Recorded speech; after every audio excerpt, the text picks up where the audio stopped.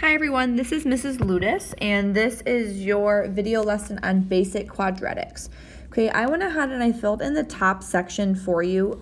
If I were you, I would just pause the video and copy all this down instead of me talking through all of this. Okay, and then I'll hit the highlights here in a minute. Okay, so go ahead and pause. Okay, so quadratics are an x to the second power. Okay, the graph of a quadratic is called a parabola. Some of the most important things you're going to have to be able to do are talk about the solutions of a quadratic as well as find the vertex of a quadratic. Okay, so the solutions of a quadratic are going to depend on the discriminant, okay, which is b squared minus 4ac. That's the part underneath the square root from the quadratic formula.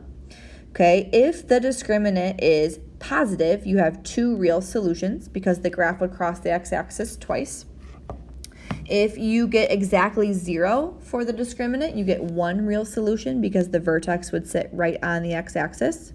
And if your discriminant is negative, you have no real solutions because the graph would not cross the x-axis at all. It would, however, have two imaginary solutions, okay, but those would not be found on the coordinate plane. Finding the vertex of a parabola is also going to be important if they ask you, I would maybe add this on here, ask you for the max or the minimum value. If the graph opens up, then the vertex is the minimum value of the parabola because it's the lowest point on the graph. If the parabola opens down, then the vertex represents the maximum value because it's the highest point on the graph. Okay, and finding the vertex, if it's in vertex form, okay, so that's over here, you just do h comma k, and that was up here. I always say inside, opposite, outside, same, so you switch the sign on the inside and keep the sign on the outside. If the parabola is in standard form, then you have to use a little formula. Negative b over 2a will give you the x value of the vertex, and then to find the y value, you just plug that number back in. Okay, hopefully this stuff sounds pretty familiar to you. So just a couple of things here. Can you sketch the following parabolas without a calculator? So this is vertex form. Okay, the vertex here would be positive 1, negative 3 when you apply inside, opposite, outside, same. Okay, so if I were to graph this, positive 1, negative 3 would be right here. All right, and then the other thing that's important is this negative 2. Okay, the fact that that is negative means the graph is going to open down. Okay, so this is like a really rough sketch, obviously, but it would look something like this, starting at 1, negative 3, opening down. That one would have no real solutions because it does not cross the x-axis. All right, here, this is called factored form, and it actually gives you the solutions of your graph. Okay, so if you were to solve that quadratic, it would have solutions of positive 2 and negative 4. Okay, so what I would do if I were graphing this one is I would plot those intercepts. And then since our a value is positive 1, this graph would open up. So it would look something like this. Okay, and then lastly, this is standard form. Okay, actually is technically both standard and vertex form. The vertex of this one is 0, negative 3, okay? So I would start at 1, 2, 3 here. The a value is positive 2, so that graph would open up. Okay, so just giving you an idea of what those graphs would look like roughly. So let's try a few examples. Okay, what is the y value of the vertex for this quadratic? This is a really straightforward SAT question. Okay, in order to find, so this is standard form. So in order to find the x value, I'm going to apply negative b over 2a, which for this one is going to be positive 4 over 2 times 2. 4 divided by 4 is 1. So this is the x value, okay, but it wants the y value. So now I'm going to plug 1 back in. So 2 times 1 squared minus 4 times 1 plus 9. Okay, that's 1 squared is 1 times 2 is 2. Minus 4 is negative 2.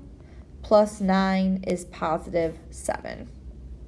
Okay, so that's going to be the y value of your vertex. So filling in these grid ins, you can put it at the beginning or the end. I usually just do the end. And then you grid in that 7. Okay, this one's a little tricky.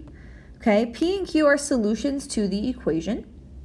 Okay, and P is less than Q. What is the value of P squared over Q squared? So this is kind of like a classic SAT thing where They're basically just asking you to solve, and then they want you to do something a little bit extra with your answers. So P and Q are our answers, so let's go find those first. Okay, so solving a quadratic, you have a lot of different options. The quickest way is to factor. Okay, so if you can factor, I would do that. You can also always use the quadratic formula, which is a little bit more time consuming, but always works. Or you could complete the square, which is a lot more time consuming and can get really messy. So if I was doing this one, I would factor it. Okay, we're looking for two numbers that multiply to be negative 50 and add to be 5, which are 10 and negative 5. So you can either, I'm going to split the middle here. Okay, so I've got positive 10 and negative 5. Okay, all I did was split my middle term there.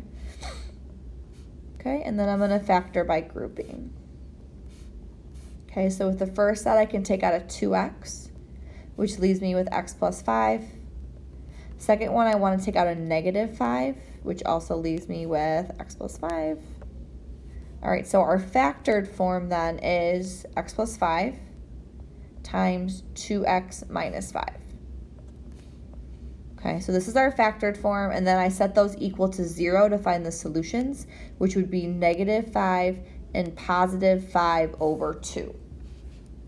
Okay, again, you could have done quadratic formula, you could have done a different form of factoring, that's up to you. Now, these are my answers. Okay, they told us up here that P is less than Q. So P is the smaller answer, okay, which means P is going to be negative 5, and Q is going to be positive 5 halves, okay? And they want us finally here to calculate P squared over Q squared.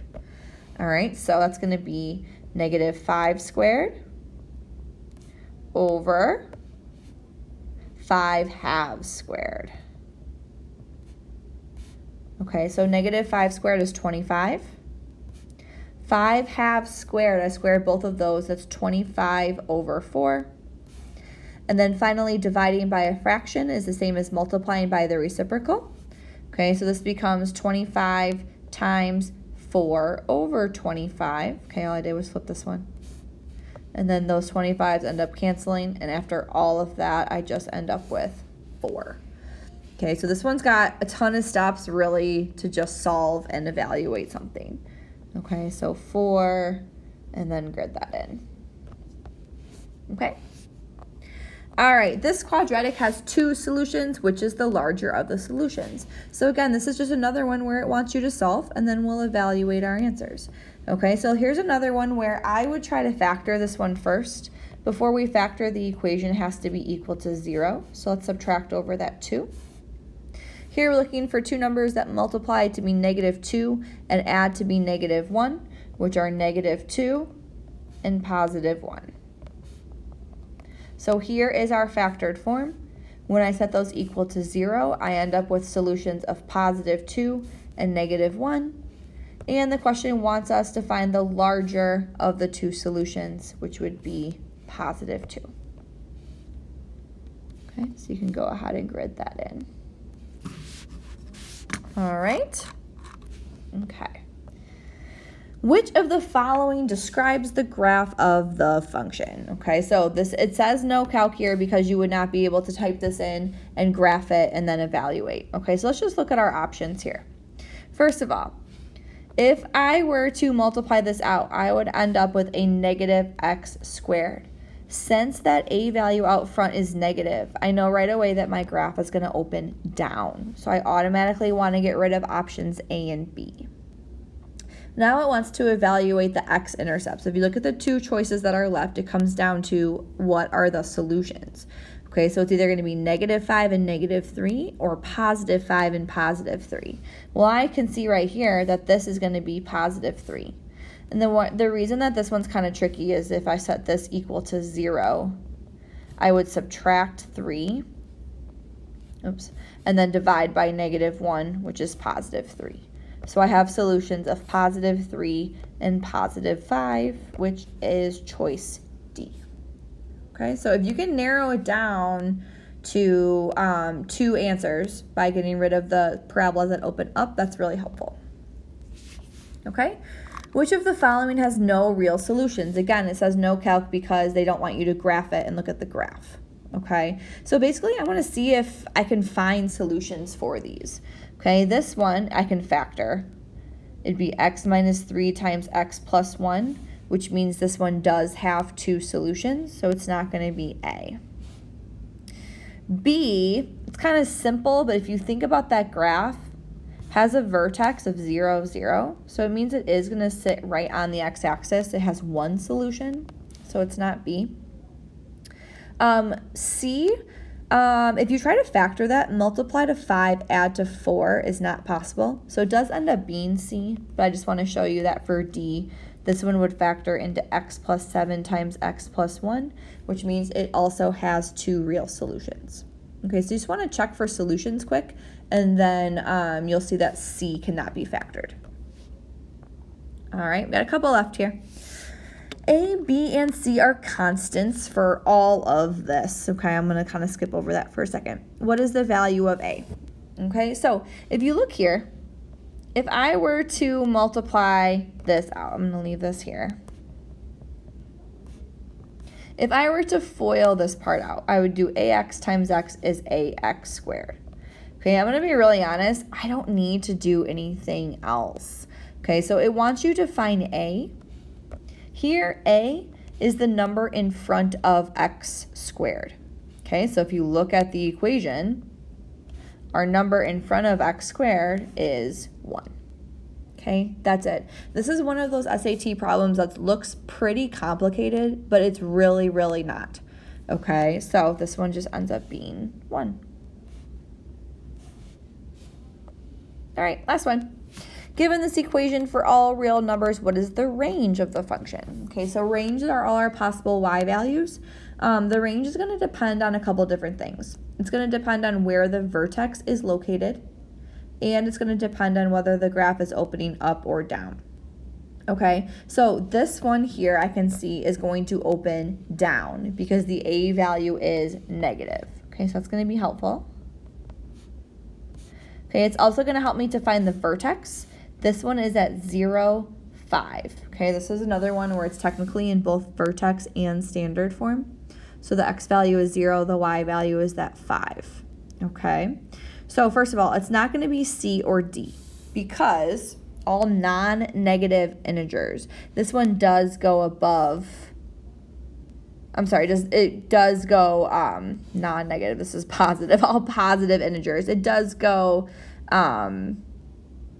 no, explain this well, hold on. All non-negative real numbers and all non-negative integers because it doesn't go below the x-axis. Okay, so if I look here, all real numbers less than or equal to 5 or all integers less than or equal to 5. Okay, so an integer is a whole number. If I were to graph this, it would start at 0, 5 right here. And it's going to open down like this. Okay, so it is going to be less than or equal to 5, but the difference is either real numbers or integers. Okay, integers are only whole numbers, but that's not including all these numbers in here that are in between the whole numbers, which are included in the range. Okay, which is why our answer is going to be A. Okay. All right, so if you can kind of picture that graph a little bit, that is pretty helpful on number 7. Okay, that's it for basic quadratics. I'll see you guys next time.